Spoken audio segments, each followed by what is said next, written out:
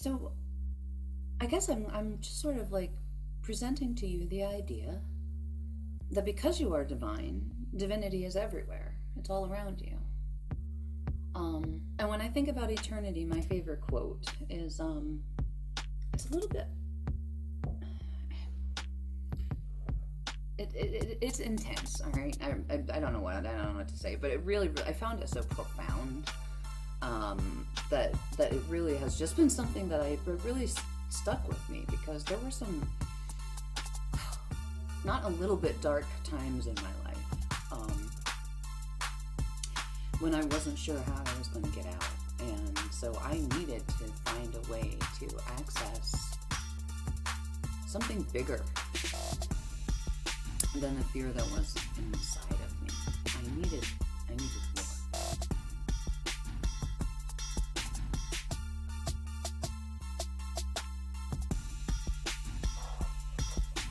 Hello. Welcome. I appreciate y'all coming. Another Tuesday with Jax. Good to see you. How you holding up? How we doing these days? Lots of the deep breaths.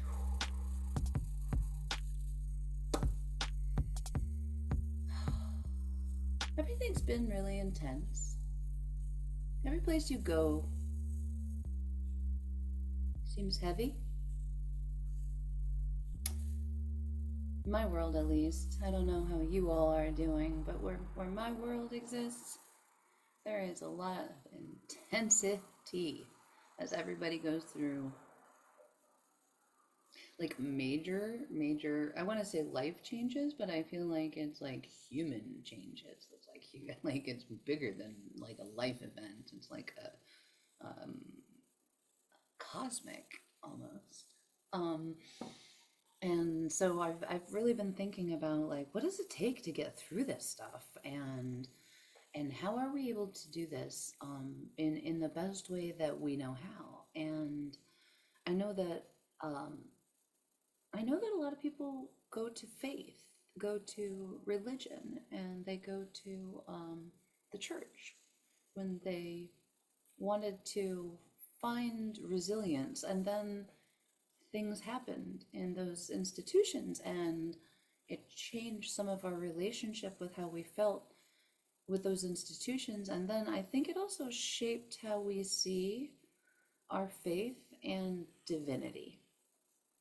So I want to talk to you about divinity, and specifically about the divinity in your everyday experience, because I assert that there's been a lot of gatekeeping of divinity, and that they keep saying to us, the powers that be, whoever they may be, that are speaking to our subconscious and conscious selves, they assert to us that we need to go certain places in order to seek out and find the divine.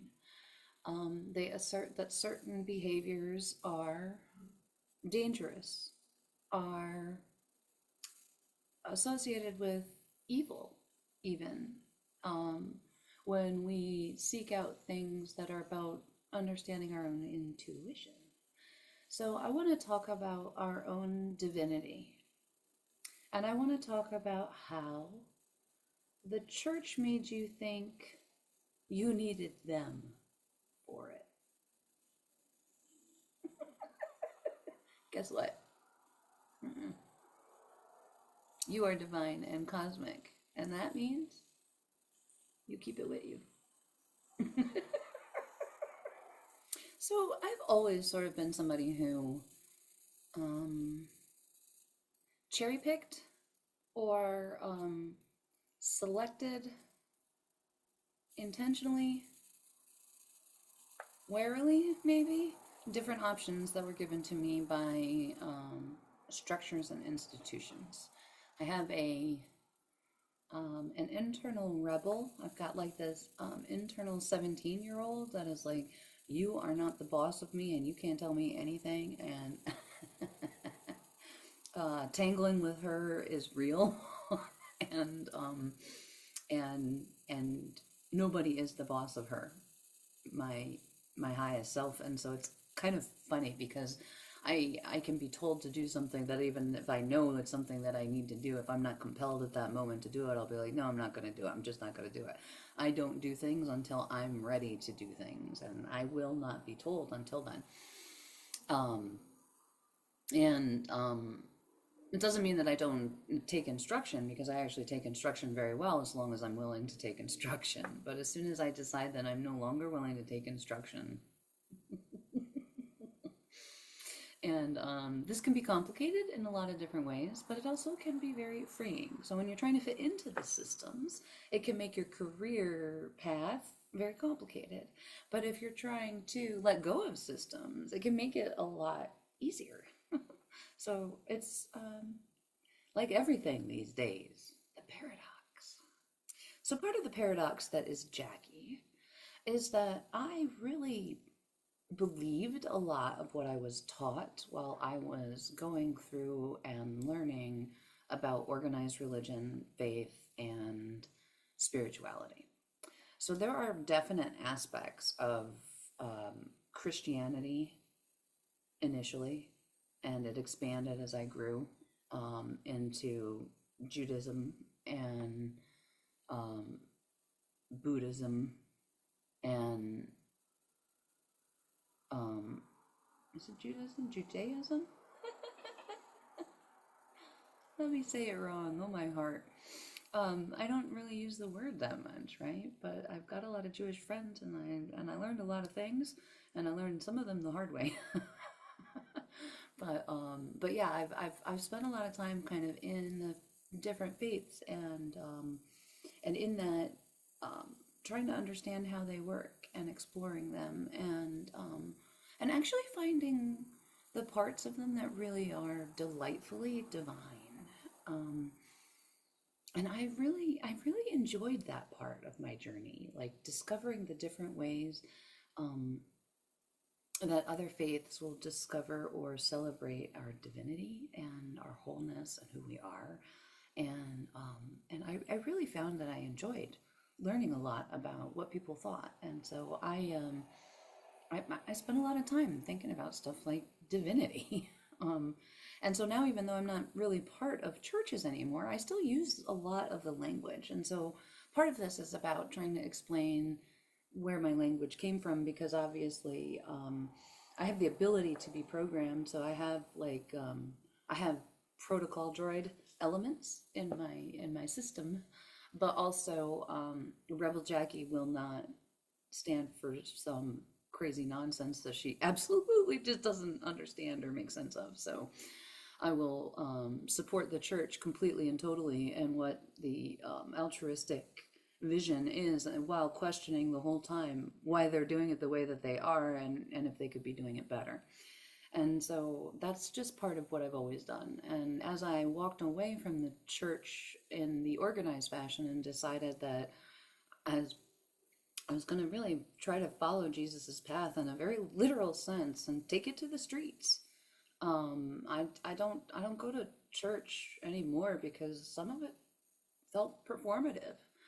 Because when we left church, those people that I would see in church would be so mean to other people and so not the way that I expected. And so I got to a point where I was like, did we lose the plot? I don't understand all the things that people are doing right now. And so I decided to kind of go a little bit rogue, in that I decided to take the original teachings of Jesus and not all of the doctrine that was associated with it. So I believe in a lot of these teachings, and at the same time I see all the different ways that the churches try to stop us, stop you, really.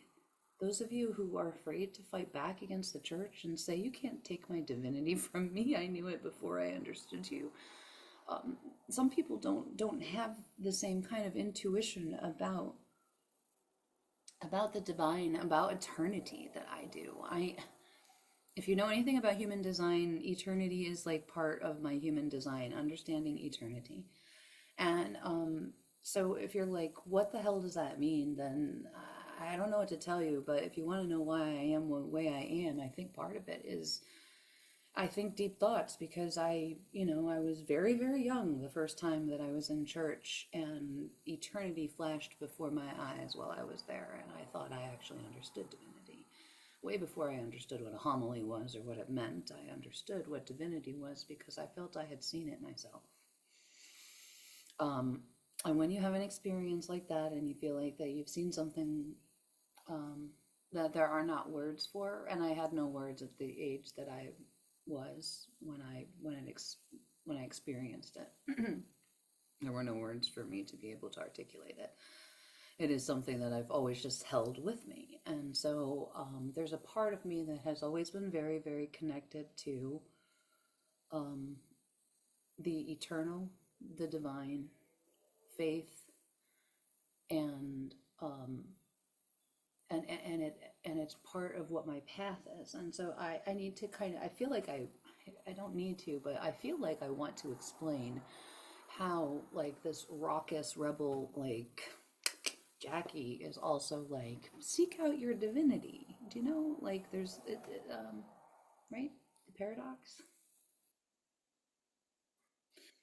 I'm literally somebody who swears in church sometimes because I forget where I am and I just want to speak my truth. And I actually don't believe that the Lord's name in vain is what anybody thinks it is. I think it's the behavior that we got here in His name. All right, so I will say whatever the heck I want, wherever the heck I want. And so occasionally I say something to people about the fact that you can't take my divinity from me. All right. So that's like the paradox of Jackie. Like, screw you, I'm divine.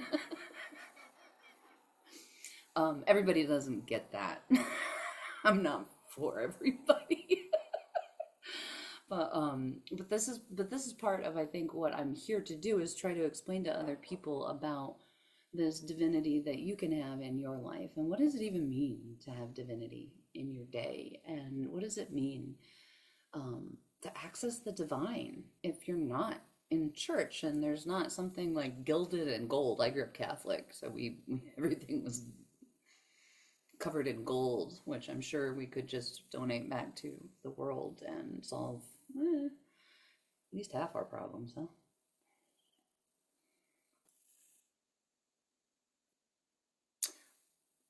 But also protocol droid.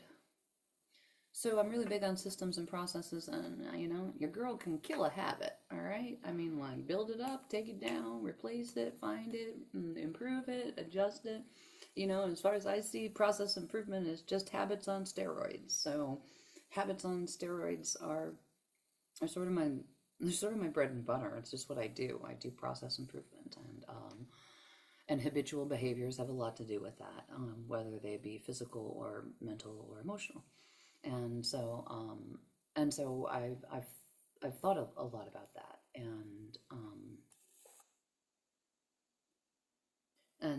because I'm somebody who just I spend time thinking about deep stuff, and I don't know. I mean, I'm a nine line in numerology, so maybe that's part of it. But I maybe after going, if it's actually chronological and you go through one through eight, I don't know numerology that well. If you go through one through eight, maybe I'm just trying to contemplate and integrate it all. I don't know, because I'm always busy thinking about things, and so I spent a lot of time thinking about eternity because I felt like I saw it one day when I was in church. Like I felt like I was listening to a homily, and I could see, and the priest was talking about eternity, he was talking about what it meant, and for a moment in my head I flashed and looked into myself, the future, all that is, I don't know, and I saw eternity. I don't think I was 10 yet. I think I was like 8 or 9. I don't even think I told anybody because what do you say? Mom, what was that? I assure you she didn't have the answer. God bless her. So yeah, so I've thought about eternity a lot because, if you get the flash of awareness that you think you can understand it at all in life, it's kind of profound. But if you get it before you're 10, it makes you think about shit, man. Those who trust in infinity will never lose their dignity.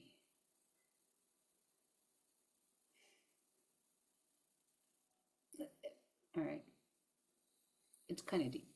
Those who trust in infinity, those who trust in infinity will never lose their dignity. Why?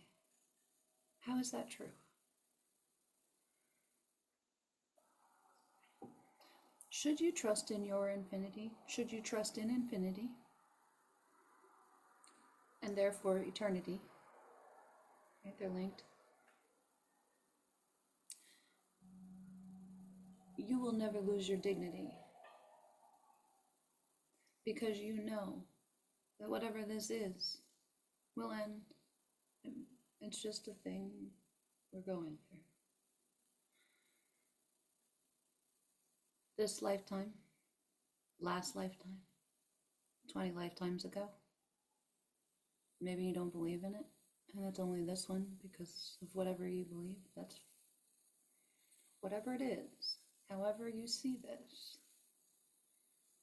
It is a recognition that the human experience is finite.